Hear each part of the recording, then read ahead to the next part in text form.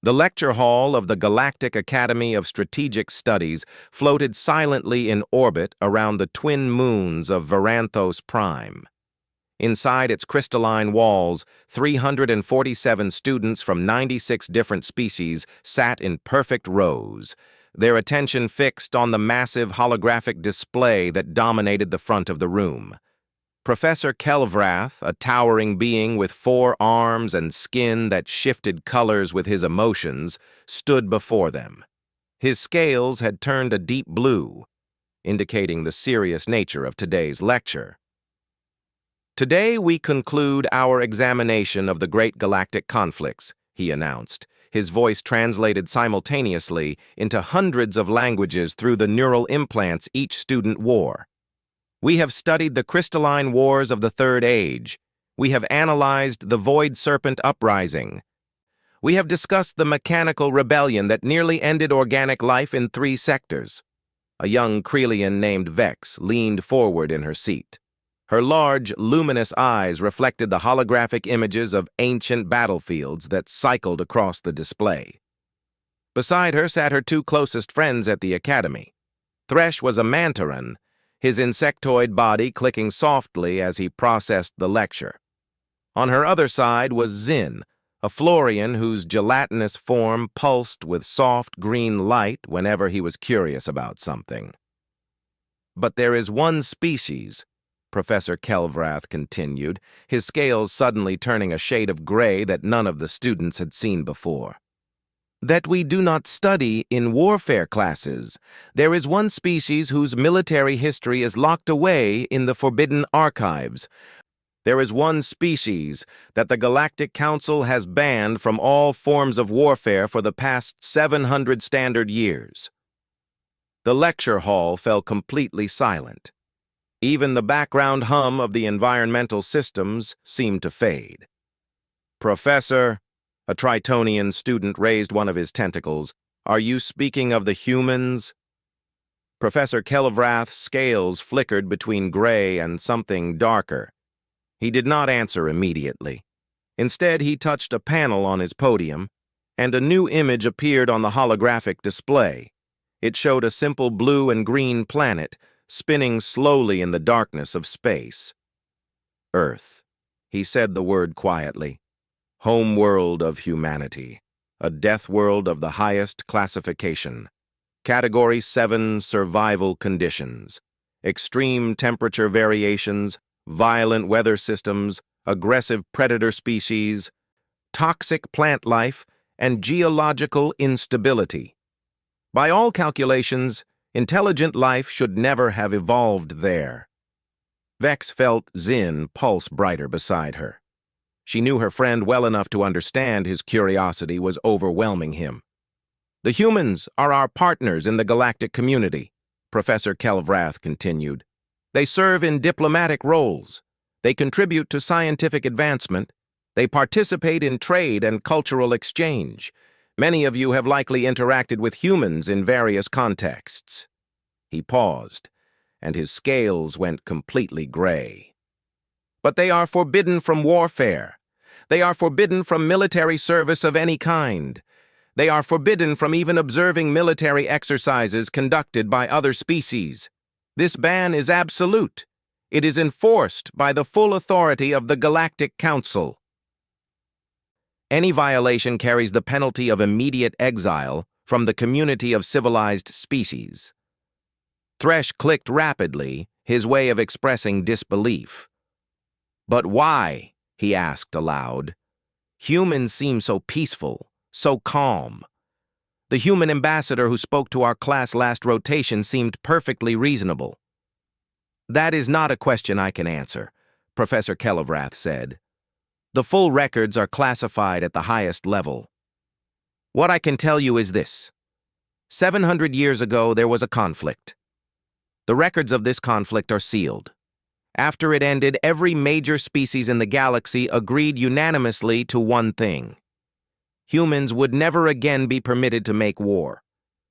The lecture continued, but Vex found herself unable to focus on anything else the professor said. Her mind kept returning to the image of that small blue planet. What could such a young species have done? The humans had only achieved space travel 1,500 years ago. They were practically children compared to species like the Krelians, who had sailed between stars for over 100,000 years. After the lecture ended, Vex remained in her seat while other students filed out around her. Thresh and Zin stayed with her, sensing her troubled thoughts. "You are going to investigate this," Thresh said. It was not a question. After 3 years of friendship, he knew how Vex's mind worked. "I need to know," she replied. "Something does not make sense. The humans I have met are so different from warriors. They smile constantly. They make jokes. They seem almost obsessed with being liked by everyone they encounter." Zin pulsed thoughtfully. "My nest parent served on a diplomatic vessel with a human crew member once. He told me something strange about that experience." "What did he say?" Vex asked. "He said the human was the kindest being he had ever met, patient and gentle with everyone. But he also said that one time there was an emergency on the vessel. A fire broke out in one of the cargo holds. He said the human changed completely. All the softness vanished from their eyes. They moved differently, spoke differently. They organized the entire crew response in moments and put out the fire before it could spread. My nest parent said it was like watching a different creature entirely." Vex felt something cold move through her. "What happened after the fire was out?" The human went back to normal, smiling and joking again, as if nothing had happened. "My nest parent said the transition was so fast, so complete, that it frightened him more than the fire itself." Thresh clicked uncertainly. "Perhaps we should leave this mystery alone. There are reasons certain information is classified." "No," Vex said, standing from her seat. "I cannot ignore this. Every species in the galaxy has military history. The Krelians fought the expansion wars. The Mantorans conquered 3 systems before joining the community.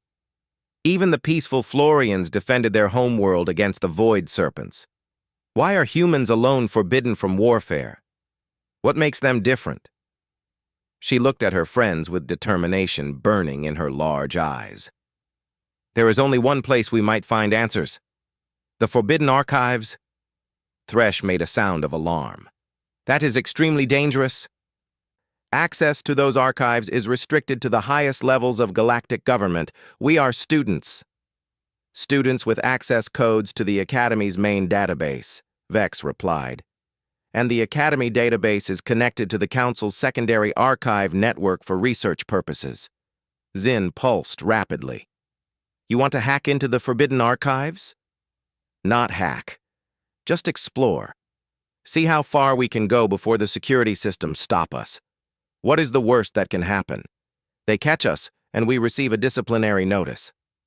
Thresh clicked doubtfully, but Vex could see he was curious too. All 3 of them were studying galactic history precisely because they wanted to understand how civilizations worked. This was perhaps the greatest historical mystery in the known galaxy. How could they call themselves scholars if they did not at least try to find answers? That night, long after the Academy's artificial lights had dimmed to simulate nighttime, the 3 friends gathered in Vex's private study chamber. She activated her personal terminal and began navigating through the Academy's research networks. "The security on the Forbidden Archives will be extensive," she murmured, as her fingers danced across the interface. "But every system has pathways. Let me try following the references from Professor Kelvrath's lecture files." For hours they worked. Vex searched while Thresh analyzed the data structures they encountered. Zin monitored for any sign that security systems had detected their exploration. 3 times they had to withdraw and cover their tracks when automated defenses began to activate. But slowly, they made progress. The Academy's research permissions allowed them to access historical indexes. Those indexes contained references to classified documents. Those references sometimes included fragments of information that the classification systems had not completely scrubbed. "Here," Vex whispered suddenly, "I found something." On her display appeared a fragment of a document. Most of the text was redacted, replaced with black bars, but a few sentences remained visible. The first sentence read, "Following the human intervention in the Drenari conflict, all parties agreed that immediate action was necessary." The second sentence was partially visible. "Unprecedented casualty rates among the collective forces, tactical innovations previously unknown to galactic warfare. Psychological impact on surviving enemy combatants deemed unacceptable." The third sentence made all three of them freeze. "The human concept of total war represents an existential threat to civilized existence." "Total war," Thresh repeated slowly. "What does that mean?" Vex shook her head. She had never encountered the term before. She searched for more fragments, but the security systems were beginning to respond to their presence. Red warning indicators appeared on her display. "We need to withdraw," Zin warned, his form pulsing rapidly with anxiety. "They are tracing our access point." Vex made one final search before they had to retreat. She found one more fragment, this one from what appeared to be a psychological evaluation report. Like the others, most of it was redacted, but 3 lines remained visible. "Human capacity for violence is not unique among galactic species. What makes humans dangerous is their ability to suppress this capacity entirely until circumstances require it. The human mind contains what they call a switch. When this switch is activated, all moral and ethical constraints are temporarily disabled. The human becomes capable of acts that would be classified as pathological in any other species. When the crisis ends, the switch deactivates. The human returns to normal, apparently unaffected by what they have done. Then they had to flee the system entirely. Warning lights were flashing across Vex's display. Automated security programs were converging on their position in the network. She terminated the connection and wiped their access logs as best she could. The 3 friends sat in darkness, their minds processing what they had discovered. "The switch," Zin said quietly. "That is what my nest parents saw. The human on his vessel had a switch." Thresh was clicking rapidly, a sign of deep disturbance. "But what does the switch do? What were those tactical innovations they mentioned? What is total war?" Vex realized her hands were trembling. Everything she thought she knew about humans was shifting in her mind. The smiling, friendly creatures who served as diplomats and traders throughout the galaxy. The beings who seemed so eager to please everyone they met. They were hiding something. Something so terrible that the entire galaxy had agreed to prevent them from ever using it again. "We need more information," she said. "The fragments are not enough. We need to find someone who knows the truth." "Someone who was there. The war was 700 years ago," Thresh pointed out. "Any witnesses would be long dead by now." "Not necessarily," Vex replied, a new idea forming in her mind. "Humans live short lives, yes, but there are species that measure their existence in millennia. The eternal observers of the Crystal Nebula, the living archives of Zenthar. They record everything they witness. If any of them were present during the human wars, their memories would still exist." She looked at her friends with fierce determination. "Tomorrow, we have a field study excursion to the Crystal Nebula. The Eternal Observers maintain a station there. They are supposed to teach us about the philosophy of historical documentation." Zin pulsed with understanding. "You want to ask them about the humans. I want to ask them about everything. The Drenari conflict, total war, the switch. Someone must know what really happened 700 years ago." Thresh clicked nervously. "This could be very dangerous. If the galactic authorities discover what we are investigating—" "Then we will deal with that when it happens," Vex interrupted. "I have to know, Thresh. All of us do." How can we understand the galaxy we live in if we do not understand why one of its most prominent species is forbidden from warfare? How can we trust the humans if we do not know what they are capable of? Her friends exchanged looks. Despite their fear, she could see they were with her. The mystery had captured them just as completely as it had captured her. "Very well," Thresh said finally. "Tomorrow we visit the Eternal Observers. Tomorrow we start searching for the truth." Vex nodded. But sleep would not come easily that night. She kept thinking about that phrase from the document. The human concept of total war represents an existential threat to civilized existence. What did that mean? What kind of war could possibly threaten existence itself?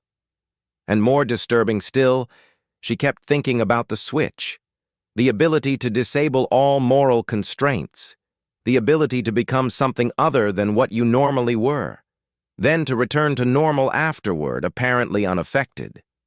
She thought about every human she had ever met, their constant smiles, their eagerness to help, their seemingly endless patience and kindness. Was it real? Or was it a mask? Were the humans showing their true selves to the galaxy? Or were they showing only what they wanted others to see, while keeping the real thing hidden away behind that terrible switch? Tomorrow she would begin to find out. Tomorrow the search for truth would truly begin. Outside her window, the twin moons of Varanthos Prime continued their eternal dance across the sky. The galaxy continued to turn, its billions of inhabited worlds carrying trillions of beings through space and time.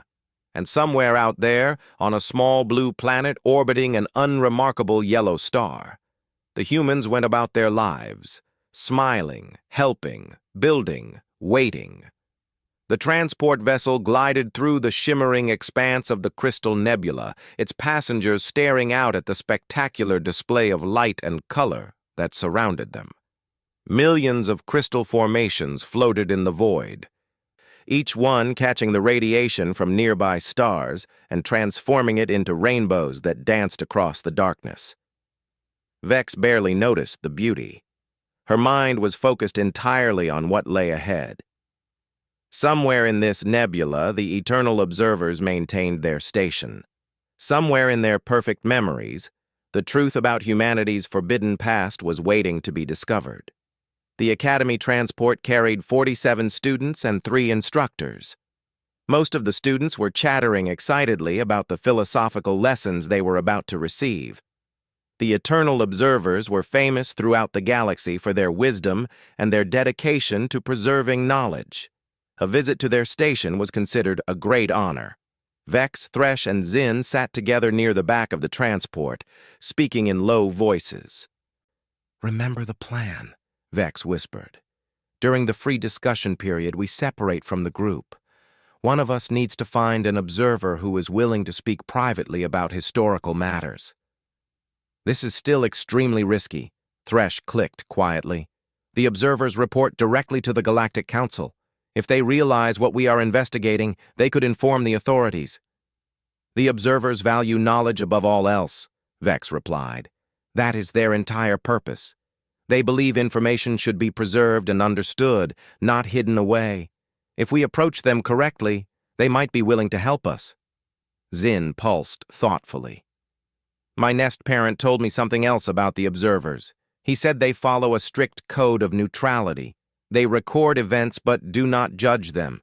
They share knowledge but do not take sides." "Perhaps that neutrality will work in our favor." The transport slowed as it approached the observer station. The structure was unlike anything the students had seen before. It appeared to be grown rather than built, a massive lattice of living crystal that pulsed with soft internal light. Thousands of chambers and passages wound through its interior, each one containing the accumulated memories of beings who had witnessed the galaxy's history for tens of thousands of years. When they docked and entered the station, the atmosphere changed immediately. The air inside was cool and still, charged with something that felt almost sacred. Light filtered through the crystal walls in patterns that seemed to shift with meaning. An observer waited to greet them. The being was tall and slender, its body composed of the same living crystal as the station itself. Where its eyes should have been, 2 points of intense white light glowed steadily. When it spoke, its voice seemed to come from everywhere at once. "Welcome, young seekers. I am designated Remembrance of Deep Waters.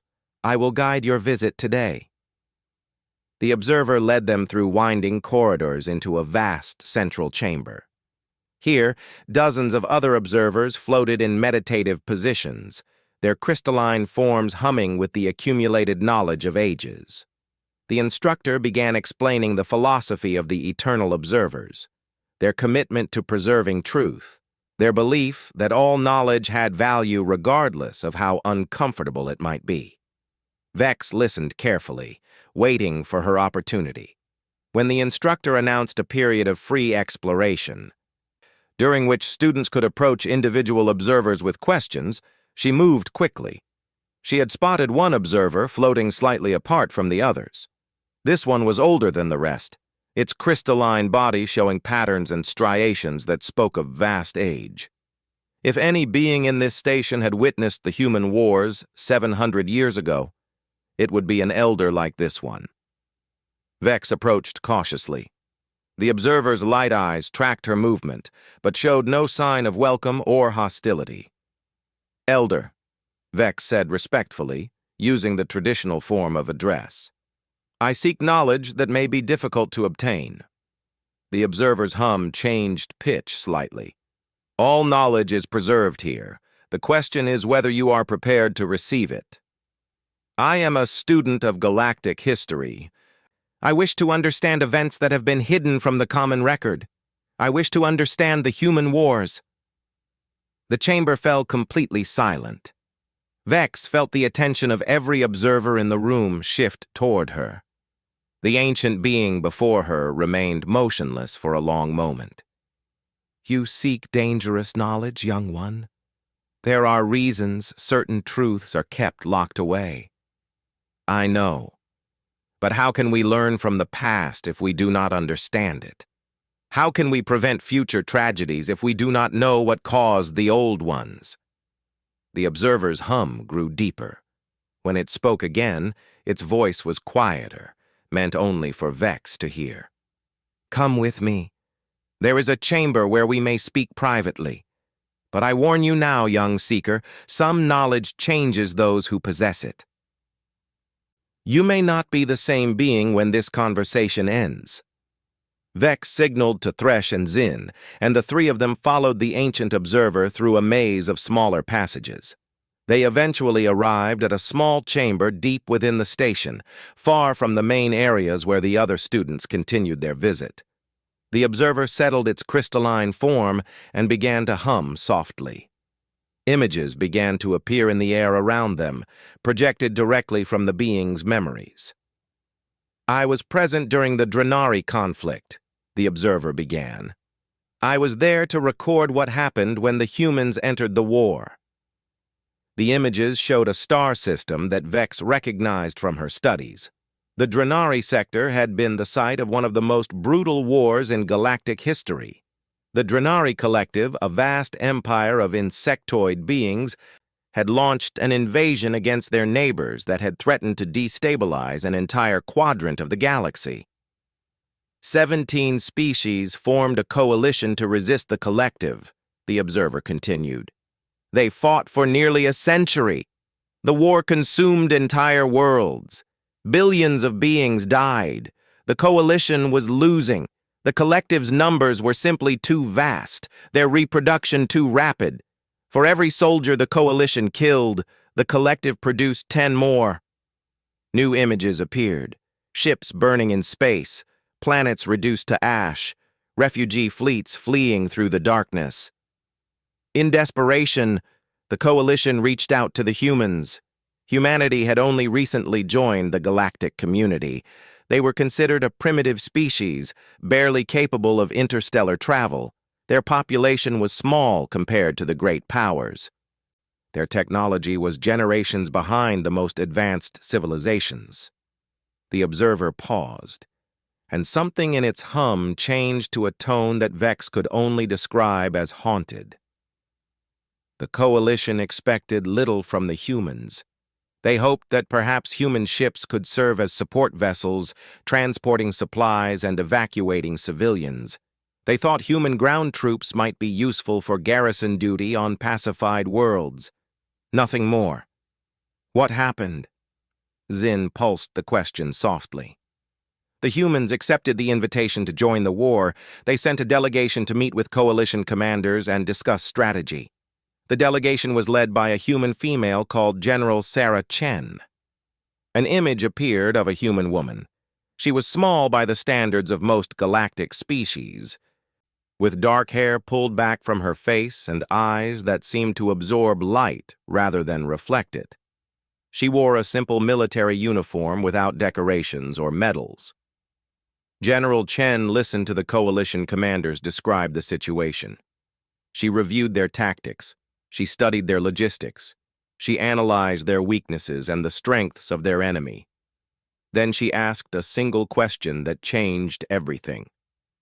"What question?" Vex asked. She asked, "Do you want to win this war, or do you want to fight honorably?" The three students exchanged confused looks.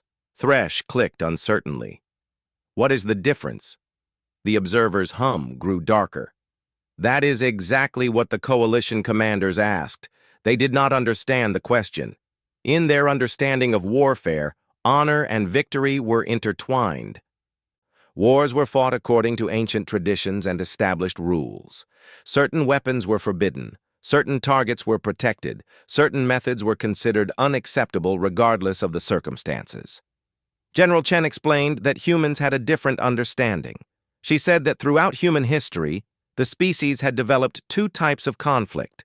The first type was limited war, fought for specific objectives with agreed-upon rules. The second type was what humans called total war. The observer projected new images now. These showed scenes from human history, from their home planet. Vex saw cities burning. She saw armies moving across vast landscapes. She saw weapons of terrible destructive power. In total war, there are no rules, there are no forbidden targets, there are no protected civilians. The entire society is mobilized for the single purpose of destroying the enemy's ability and will to fight. Resources are seized or destroyed. Infrastructure is annihilated. The population itself is targeted, not to kill them, but to break their spirit, to make continuing the war impossible. Zin pulsed rapidly with distress. But that is monstrous. That is not warfare, that is simply mass destruction. General Chen acknowledged this. She said that total war was terrible beyond description.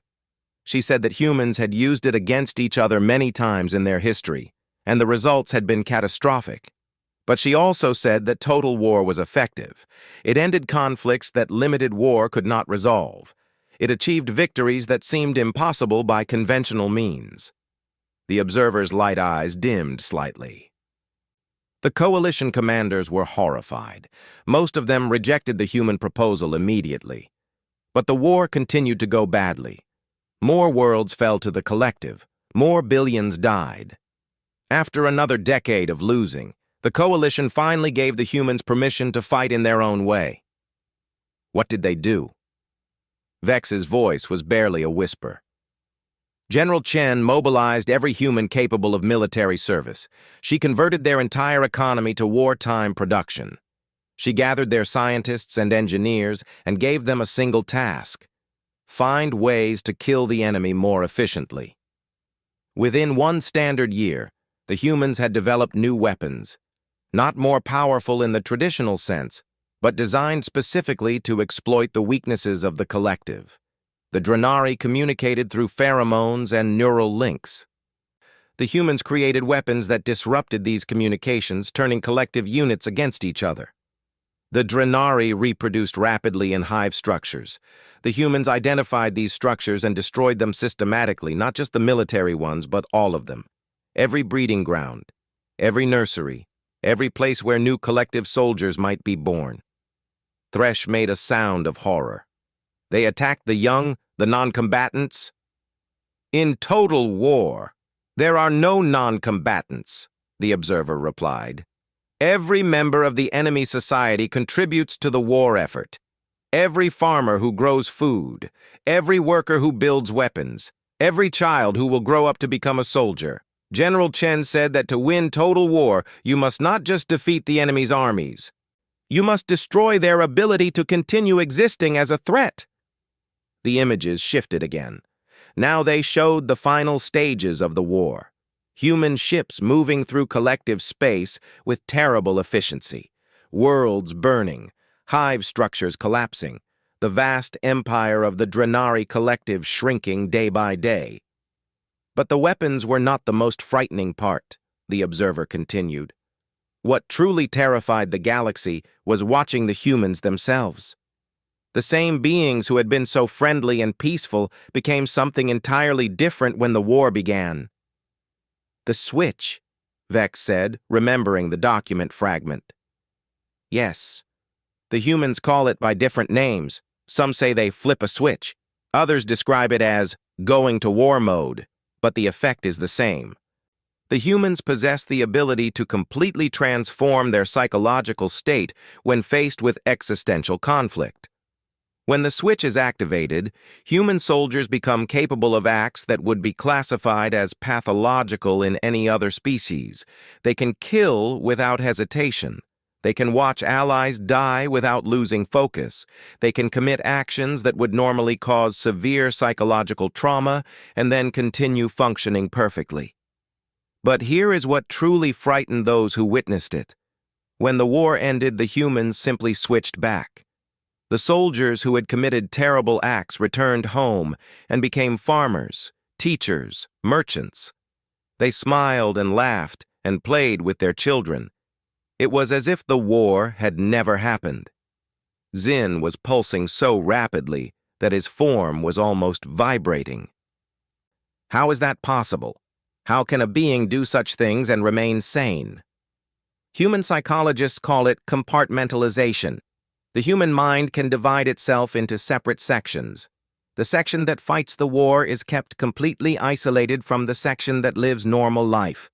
When the war ends, the violent section is simply locked away. It remains there, dormant, waiting, but it does not interfere with daily existence. This is what makes humans so dangerous. Other species that commit violent acts suffer consequences. They become traumatized. They lose their ability to function normally. The violence changes them permanently. But humans can activate their capacity for extreme violence, use it to achieve their goals, and then deactivate it completely. They can be monsters when necessary and gentle beings when the necessity passes. The observer's images faded. The chamber fell silent except for its deep, haunted hum. The Drenari collective was completely destroyed. Not defeated, not conquered, destroyed. The species that had once controlled 47 worlds was reduced to scattered refugees hiding in the most remote corners of the galaxy. Even today, 700 years later, their population has not recovered to what it was before the human intervention. The galaxy watched this happen. They watched a young, primitive species accomplish in a few years what a coalition of great powers could not achieve in a century, and they were terrified. Not because the humans had been cruel. Many species had been cruel throughout history. Not because the humans had used terrible weapons. Many species had developed terrible weapons. What terrified the galaxy was the combination, the switch, the ability to become utterly ruthless when necessary and completely normal when the necessity ended. A species that was permanently violent could be identified and contained. A species that was permanently peaceful could be trusted. But a species that could be either, switching between states as easily as changing clothes, was something the galaxy had never encountered before. After the war ended, the Galactic Council held emergency sessions that lasted for months. Every species agreed on one thing. If humanity ever turned its capacity for total war against the rest of the galaxy, civilization itself might not survive. The humans were too good at killing, too creative in finding ways to destroy, and too psychologically resilient to be stopped by anything except complete annihilation. So the ban was created. Humans would be welcomed into the galactic community as partners in every field except one. They would never again be permitted to make war. They accepted this condition, perhaps because they understood what they were capable of better than anyone else. Vex sat in stunned silence. Everything she thought she knew about humanity had been wrong. The friendly, smiling beings who served as diplomats and traders were not harmless at all. They were perhaps the most dangerous creatures in the galaxy, simply choosing not to display their true capabilities. "Elder," she finally said, "do the humans resent this ban? Do they wish to fight again?" The observer hummed thoughtfully. "That is a question I cannot answer with certainty. But I can tell you what General Chen said at the end of the war, when the ban was being discussed." "What did she say?" "She said that the ban was unnecessary. She said that humans did not want to fight. She said that every human who had activated their switch during the war wished they had never needed to. She said the capacity for total war was not a gift, but a burden, carried by a species that had evolved on a world so dangerous that only the most ruthless could survive. Then she said something that has haunted me ever since. She said that humans would gladly accept the ban because it protected them from themselves. The switch was not something they controlled entirely. It was triggered by threat, by desperation, by the need to survive at any cost. As long as the galaxy gave them no reason to flip that switch, they could live as the peaceful, friendly beings they genuinely wanted to be. But if anyone ever threatened them again, if anyone ever backed them into a corner where the switch had to activate, the galaxy would learn that 700 years had not changed anything. The capacity for total war was still there, waiting, ready. The observer fell silent. In the stillness of the crystal chamber, 3 young students sat with knowledge that would change them forever. They had wanted to understand why humans were forbidden from warfare. Now they understood, and understanding brought no comfort at all, only fear. The journey back to the academy was the longest of Vex's life. She sat with Thresh and Zin in the same seats as before, but everything felt different now. The other students chatted happily about the philosophy lessons they had learned. The instructors discussed plans for future field studies. No one else knew what the 3 friends had discovered. No one else understood that they had been traveling through a galaxy with sleeping monsters all around them. Vex stared out at the stars passing by and thought about every human she had ever encountered. Ambassador Wilkins, who had given such a charming lecture about diplomatic relations. Dr. Martinez, the researcher who had helped her with a biology project last semester.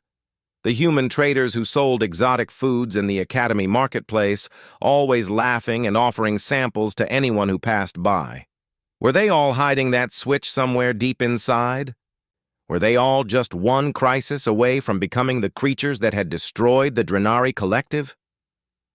"We need to decide what to do with this information," Thresh said quietly. His clicking had become subdued since leaving the observer station. "What can we do?" Zin pulsed weakly. "We cannot tell anyone. If the authorities discovered that we accessed classified information, we would face serious consequences. Our careers would be over before they began." "It is more than that," Vex replied. "Think about what would happen if this knowledge became public. Most galactic citizens believe the human warfare ban is simply a cultural preference, that humans are pacifists who choose not to fight. If everyone learned the truth, the fear would be overwhelming. Humans would be treated as threats instead of partners. The peace that has existed for 700 years could be destroyed." Thresh clicked thoughtfully.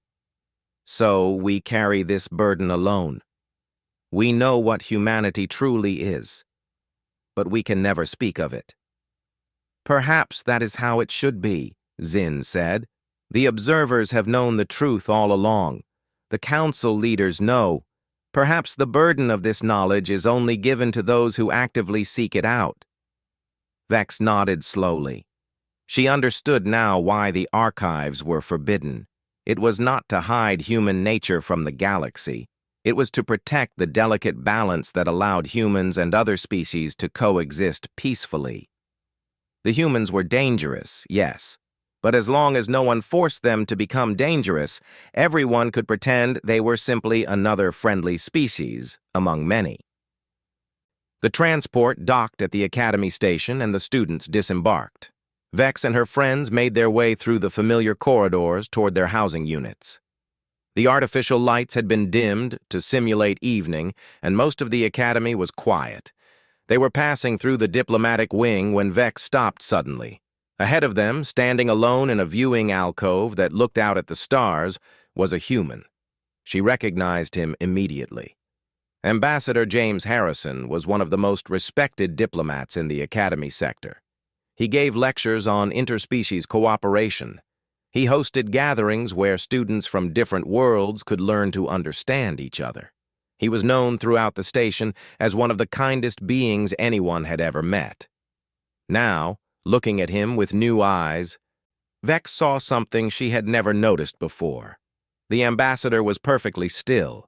Most species moved constantly, shifting weight, adjusting positions, displaying the endless small movements that characterized biological life. But the human stood motionless, his gaze fixed on the distant stars with an intensity that seemed almost predatory. Then he turned and saw them watching him. His face transformed instantly. The distant look vanished, replaced by a warm smile. His posture relaxed, his eyes crinkled with friendly welcome. "Ah, students," he said, his voice carrying the gentle tone that humans used so naturally. "Coming back from a field study? How was the Crystal Nebula?"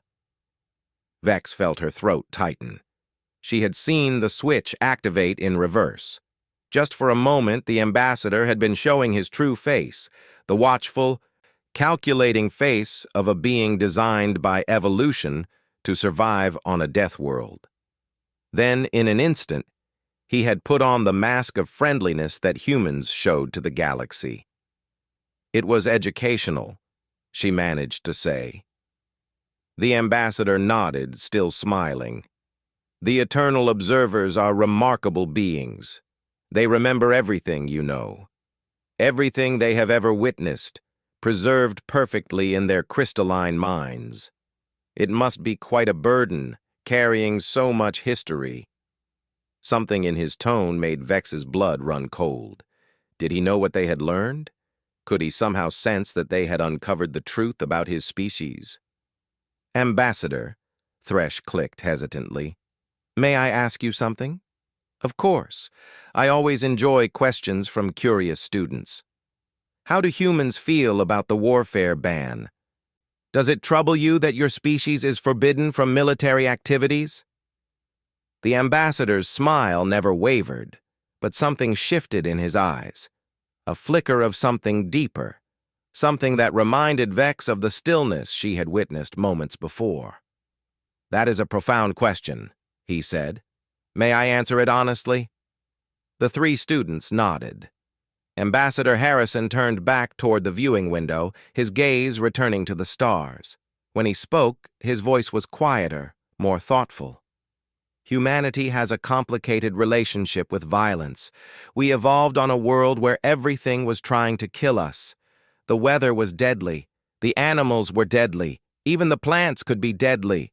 Our ancestors survived because they learned to be more dangerous than their environment." He paused. His hands clasped behind his back in a pose that seemed almost military. "We brought that capacity with us into space. When we first encountered other species, we tried to be peaceful.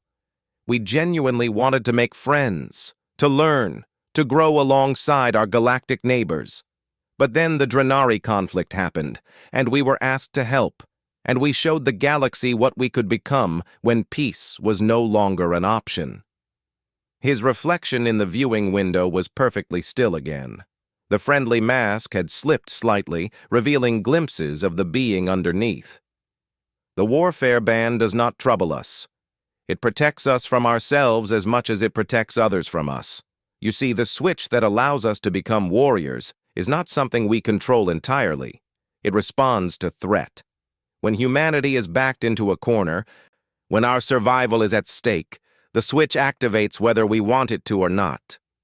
He turned to face them again, and his eyes held an ancient sadness that seemed impossible for such a short-lived species.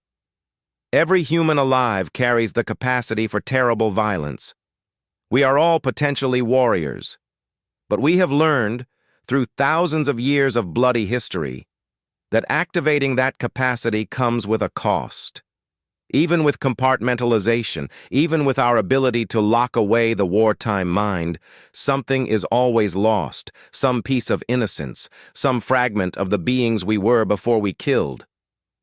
The warfare ban allows us to be the people we want to be rather than the people we might become. It allows human children to grow up without learning the techniques of total war.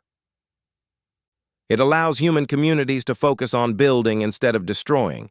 It gives us permission to be gentle in a way that our evolution did not naturally design us for. Ambassador Harrison smiled again, but this time the expression seemed different, more genuine, more tired. We are grateful for the ban, young students. We appreciate that the galaxy has given us a chance to be something other than what our past made us. But we also remember what we were and what we could become again if circumstances demanded it. His voice dropped to barely above a whisper. So, we smile. We make friends. We trade and learn and share our culture with the galaxy. And we hope that nothing ever happens that forces us to stop smiling.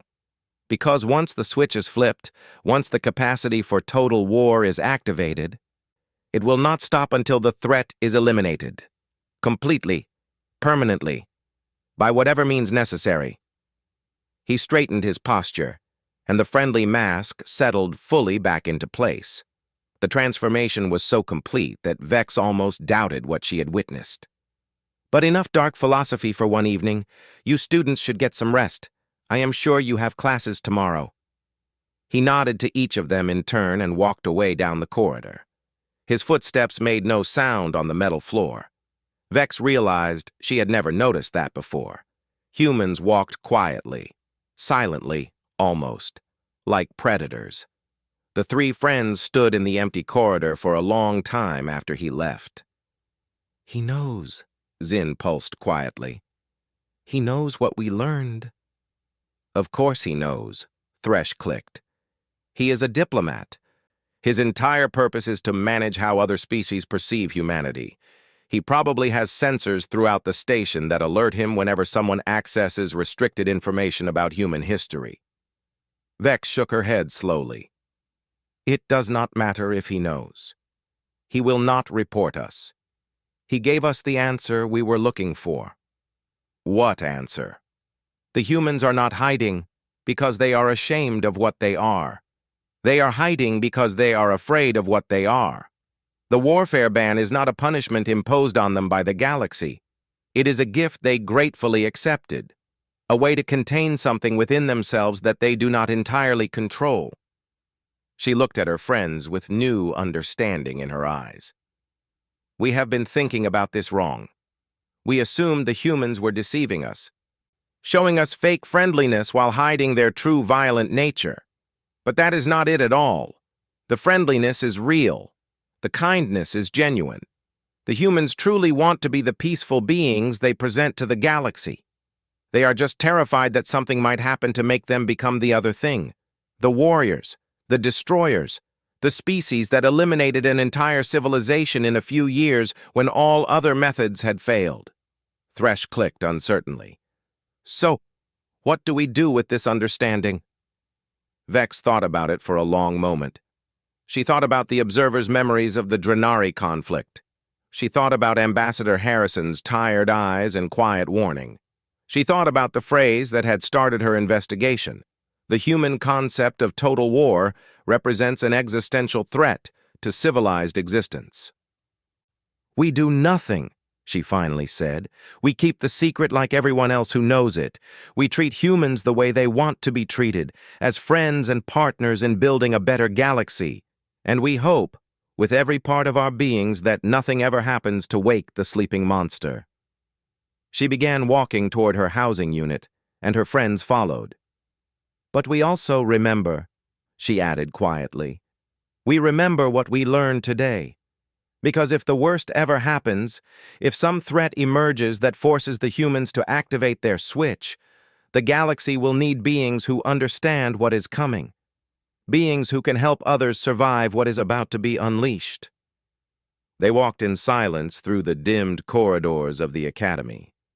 Around them, students from dozens of species went about their evening routines.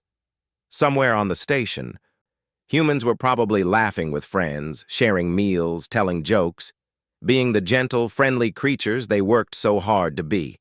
And somewhere deep inside each of them, the switch waited, patient, ready, hoping it would never be needed again. Vex thought about the future of the galaxy and the strange, terrifying species that had joined it 700 years ago. She thought about the Drenari Collective, reduced from a vast empire to scattered refugees by human efficiency. She thought about the coalition forces who had watched their primitive allies accomplish what seemed impossible. But mostly, she thought about General Chen's words at the end of the war. The humans would gladly accept the ban because it protected them from themselves.